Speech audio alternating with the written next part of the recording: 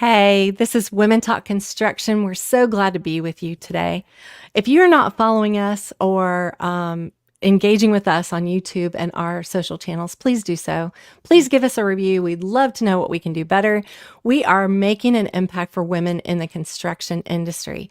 And speaking of women in the construction industry who are making an impact, I have Angela Gardner here, my co-host, and also Nancy Novak with Compass Datacenters. And we're really excited about today's conversation for a number of reasons, but the biggest reason is because we are all major advocates for women and in our industry. So thank you, Angela, for joining today with me. And as we talk to Nancy, and Nancy, thanks for being here. Nancy is on the executive board of National Institute of Building Sciences. It's a very prestigious seat that she gets to sit in. I've been on that board one time, which was cool. I got to be there as a guest. And just the major impact that they're making in our industry as a whole has been amazing. She's the CIO of Compass Datacenters. She travels more than I do, I think. We miss each other at events all across the country.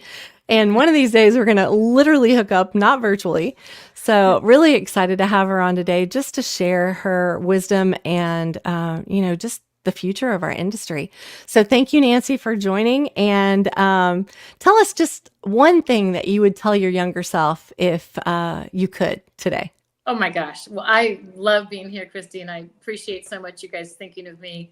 And if there was one thing I would tell my younger self, it would probably be to lighten up a little bit and to not cross bridges before I get to them, just take things a little bit lighter. But things have changed over the many years that we've been in the construction industry, and some of those changes are very, very positive. So, I'm looking forward to continuing the momentum. Yeah, great advice. Thank you, Nancy. Oh, yeah. Well, I don't get to travel as much as Christi in my position, but I love that I get to meet all of the fabulous women that she gets to meet and men that are doing wonderful changes in our industry. And I'll kick us off with the first question. So, can you share with us the importance of women in critical construction roles such as CMs, and I'm guessing that's construction management type positions, and frontline supervisors? Oh yes. The critical thing about gender diversity is just the ability to be more innovative and solve more problems and therefore make us more successful, right?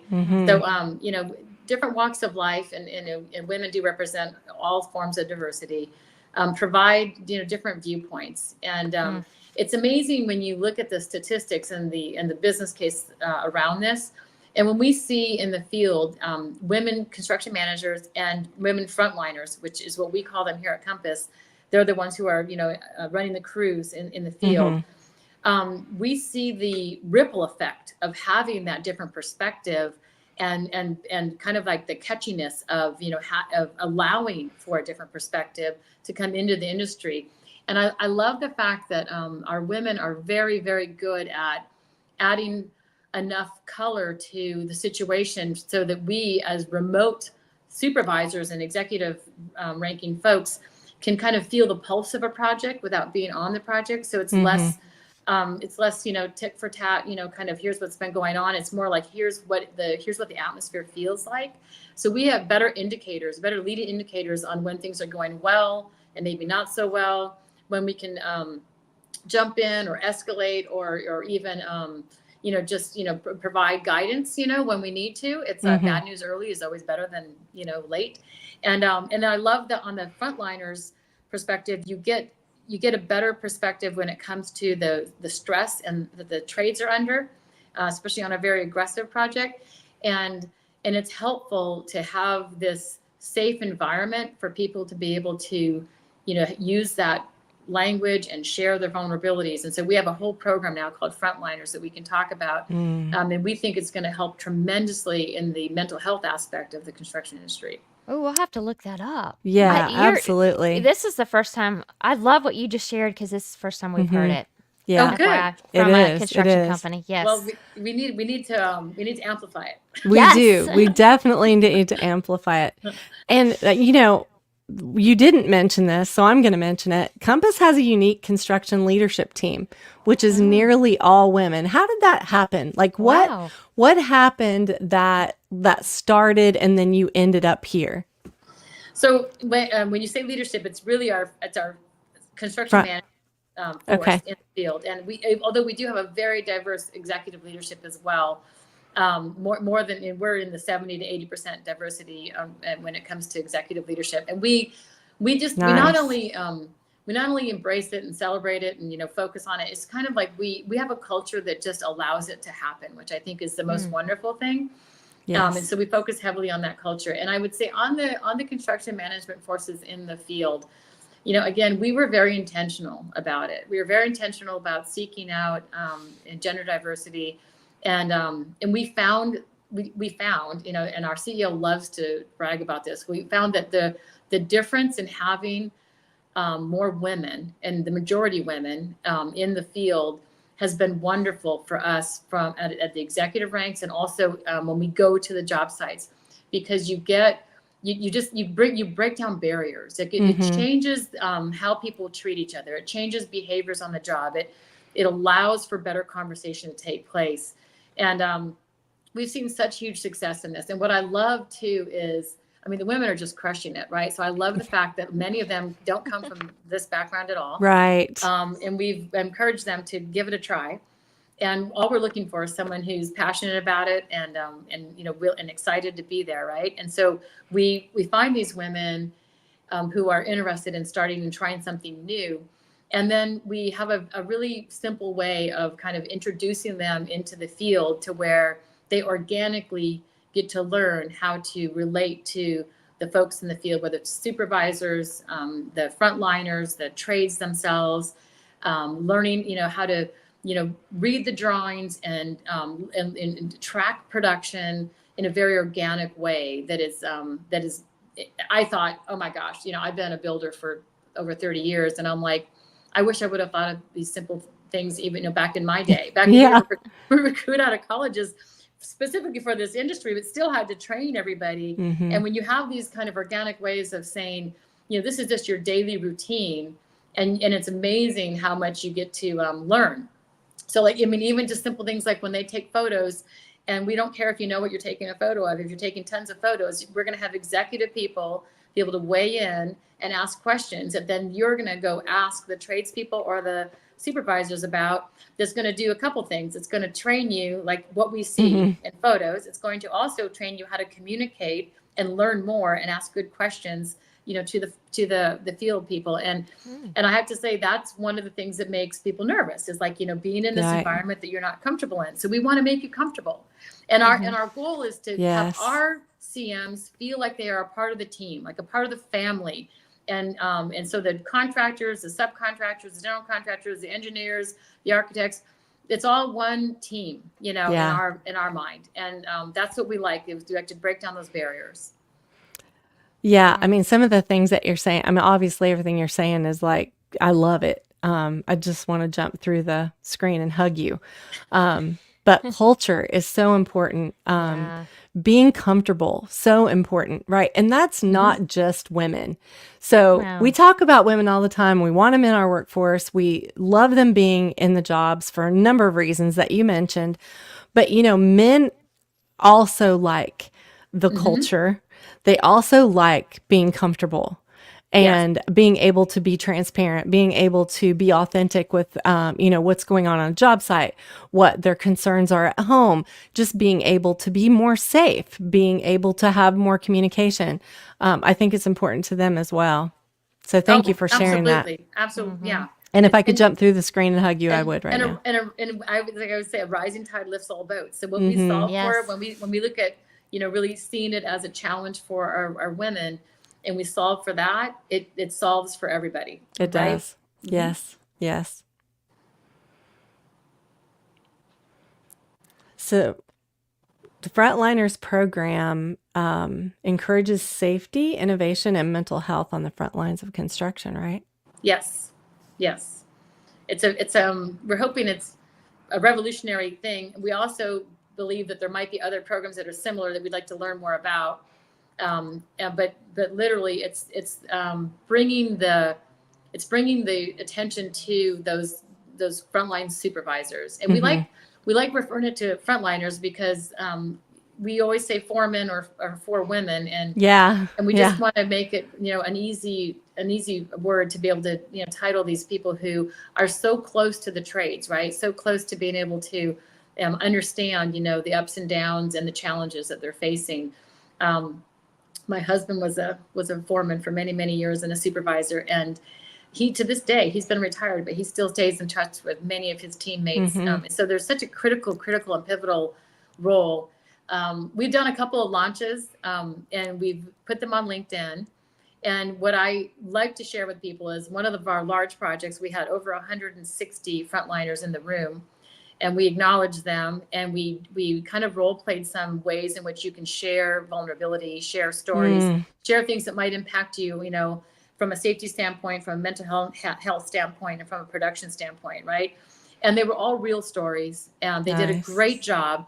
And what was so cool was we had folks come out of the audience and say, hey, I want to share something. I want to talk about what I could have done differently last week. I want to talk about how I could have shown more appreciation and understood what my team was going through.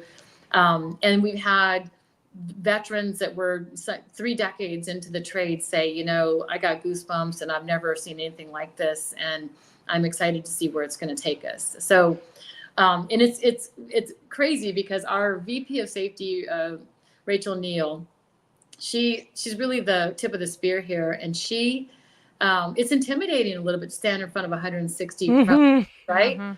Yes. And to have them just really see the value of this and embrace it was super refreshing for us. And it made us know that this is needed. And we also like to bring up the statistics around mental health because construction's it's not good, right? It's not good. It's not good at all. Terrible record when it comes to suicide. And there's a lot of pressures and there's reasons that you can look up on CDC for those types of things. And I think it's incumbent upon us to change that narrative and improve. Lots of room to improve. Yes. Well, and one of the things that you mentioned that came out of that particular webinar was, and I'm sorry, Angela, I know you have questions too, but one of the things that came out of that webinar that literally spoke to me is that all the training in the world couldn't have opened up what they learned that day in an hour, right? You can train and train and train and train, but you cannot train culture and you cannot train comfortable. People feeling comfortable, being able to share their stories and feeling heard and valued. Just wanted to point that out because everybody's like training. Well, training's great. Don't get me wrong, but that's not going to fix it all. No, and you have to focus on. You have to be able to literally not just do lessons learned, but celebrate when we have failures and when we could have done things differently, right? Yes. So for us, that was a very big change in how because every company tries to do lessons learned and they try to make sure that they spread the news when something went wrong, right? So they can figure out how to correct it. But to instead of hiding. To celebrate the fact that we hit a ditch and that we and that now and we're happy and we want to say thank you for hitting the ditch, for exposing that ditch, and then learning from it. And we want you to know that it's not a disappointment, right? It's nothing you should be intimidated about sharing. We want you to be vulnerable. So there's strength in that. That's a very, very new concept for our industry. Yes, for sure. It's very new. Very, very, very. Well, we're going to shift the gears a little bit and share with us how prefabrication techniques can create more family-friendly work environments for working mom and dads. It's so important. Oh, yes. Yeah. So, this is great timing because I've been focusing heavily on our offsite manufacturing because Compass does have 70% of our volume and the value of our facilities are done in an offsite environment. And we're very proud of that. It helps set the cadence on a job. It helps us do things faster for our clients. But the main thing is it allows for us to have a controlled environment in which we do a lot of our builds, right? So if you have a predictable commute, if you have an indoor environment where you're not in the snow or the rain or the mud, if you have a way in which you can have better observation through training, you can also utilize things like, robotics or machinery that don't require brute strength and also provide for a safer environment. If you can do all of these things, you're going to attract more people into our industry. And by the way, men don't like long commutes. They No. don't No. like work, they don't like working around the clock. They No. don't like having to wear their muscles down by carrying heavy tools Yep. and working in the elements, right? So Yeah. again, a rising tide lifts all boats. And if you can get to where you've got more predictable work hours, not only will reduce the mental stress and help our industry out, it will attract those that we want to bring into the industry in a more diverse perspective. And I keep saying, one of the mantras I have is we have to quit trying to change the people we're trying to attract, and we need to start changing the industry to attract the people, right? Absolutely. And offsite manufacturing is a great way to do that. There's still a lot to unpack there, because a lot of the things that are site adapt or customized in the field, that maybe, you have to bring it down to advanced work packaging or prefabrication, or sometimes we have environments on site that we can do prefabrication, again, to make it safer and more controlled. But there's still a lot to uncover there, because the industry is the way it is, right? And we've got to understand the way it is. And then we have to say, okay, when we look at the entire ecosystem, what motivates who to do what? Yeah. And then what kind of risk are we asking people to take, and how do we help manage and share that risk, right? Yes. Yeah, for sure. So we know a lot about the people and how important people are to Compass Data Centers. I honestly, I'm so impressed by everything that you've had to say. But tell us more about what Compass Data Centers does, right? Like, we know that you're doing some things inside. We know you're doing some things outside. We know that you got great people. You have a lot of leaders that are females. But tell us, what does the company do? Like, what is your focus? So, our mission is to make lives better around the globe when it comes to digital infrastructure. So we're a turnkey, soup to nuts real estate developer that builds data centers. And so we prospect the land, we purchase the land, we have our own designs, and we have a prototype design that is heavily offsite manufactured. And then we site adapt it. And we have sites in, I think right now, 5 different countries, and a lot here in the US. And then we also, we build them, and then we own them and operate them in all cities. So we have, right now we're real focused on the hyperscalers. So it's a very large campuses with large facilities. And what I love about what we do, and especially as it relates back to construction, is there's not a single client I've ever built for in my career that doesn't need data, store data, access data, apply data, the whole 9 yards, right? Data is the currency of the world. And being the tip of the spear for the 4th and now 5th industrial revolution is exciting, because it's a lot of wash, rinse, repeat, which allows us to learn and to get and to measure and to improve our performance. And it's hard, and construction it's been hard to do that, right? So yes. So having this kind of way of of doing that, and then in this noble way of closing the digital divide, because we've got billions of people on the planet who don't have access to the same currency that many of us do. So really trying to bring the ability to access and share this data and use this data as a great equalizer instead of a great divider, I think is a very noble thing to be able to do. And in the process, pivot the construction industry and bring them into the future.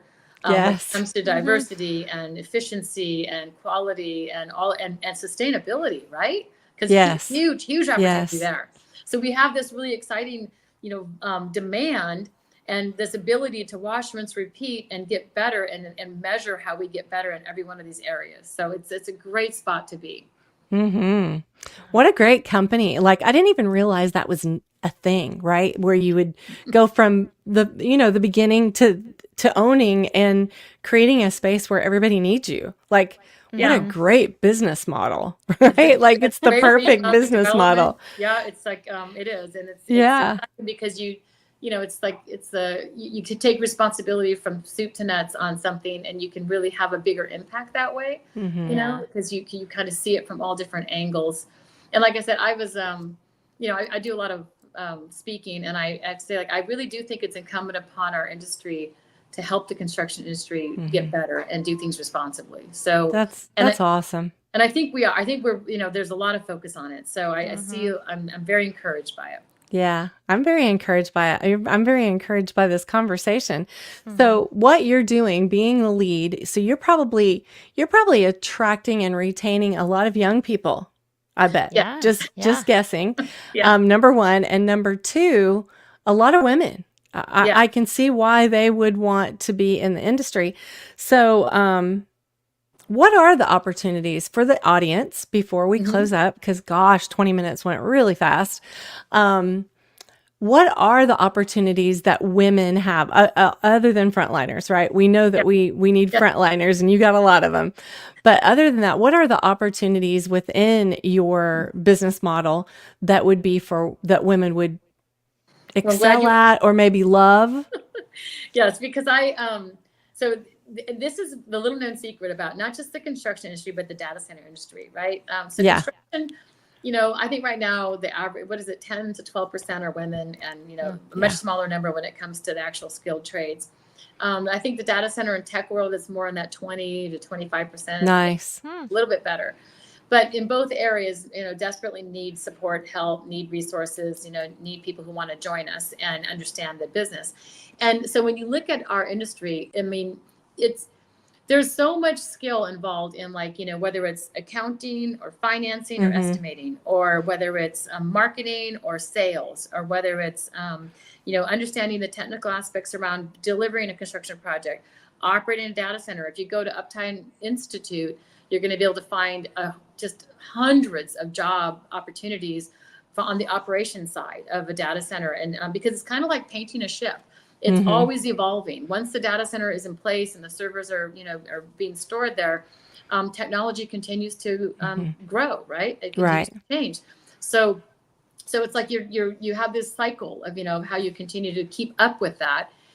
So it's in all perpetuity, the facilities maintenance, the security around that. There's so many opportunities for anybody's skill set and anybody's interest, to be able to jump into this space. I mean, obviously you can reach me on LinkedIn. I'm very accessible. I'm very responsive. And I encourage you guys to follow me and also to reach out to me. And if you have any questions, I will send as much information as I can to help guide, especially young women, to join our industry. Because I have to say, I do a podcast called Extending the Ladder, and I've interviewed some young women from some colleges. And it's a great podcast too. Oh my gosh, I look at them and I think, I've also interviewed some of these more senior people, but these women, I'm like, their credentials are unbelievable, and it gives me goosebumps to think where they're going to go, right, and what they're going to be able to do in our industry, and it makes me really happy, really, really happy that that's happening. So for the young women, I like to mentor, and I also, by the way, I like the bi-directional mentoring, because I get just as much out of the mentorships, from my mentees. And in fact, I might share a story. My position on the NIBS board, I sit on a few different boards, but on NIBS, that's from a mentor that I was mentoring, who introduced me to the CEO at the time, who's now the CEO of AIA. And that's how I got introduced. And so I'm telling everybody, take the time to mentor, because it's a two-way street. It is. For sure. I mean, that's a great point, actually. It is. Yes. Reverse mentoring is a thing, and we all need it, right? Yeah. Yep, absolutely.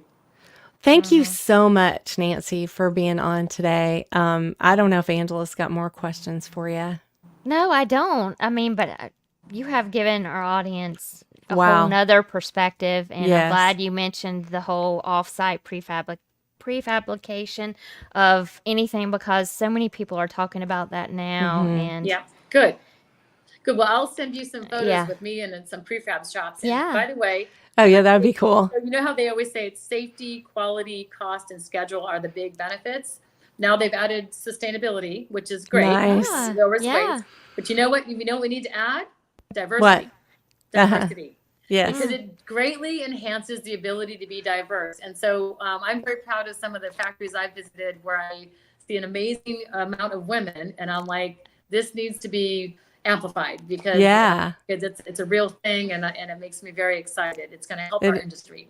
It is exciting. Thank you for being a trailblazer and for being on today. We really appreciate you. Have the best day.